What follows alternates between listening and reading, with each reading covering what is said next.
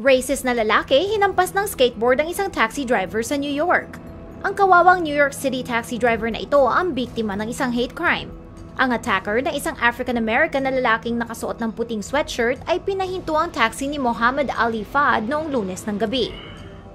Pagsakay sa taxi ay tinanong ng pasahero kung saang bansa nang galing si Fad at sinabi ni Fad na siya ay galing sa Pakistan. Hindi ito matanggap ng pasahero na nagsimulang magmura at pinaghahampas ang partition sa loob ng taxi. Na-distract si Fad sa pinagagawa ng pasahero at tumama siya sa isang pothole. Huminto siya sa isang gas station para i-check ang kotse at dito siya nilapitan ng pasahero na hinampas siya sa mukha gamit ang isang skateboard.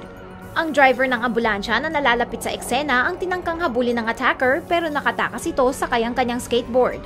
Nasugat ang mukha ni Fad, nabali ang kanyang ilong at sa sobrang pamamaga ng kanyang mukha ay hindi pa niya maidilat ang kanyang kaliwang mata.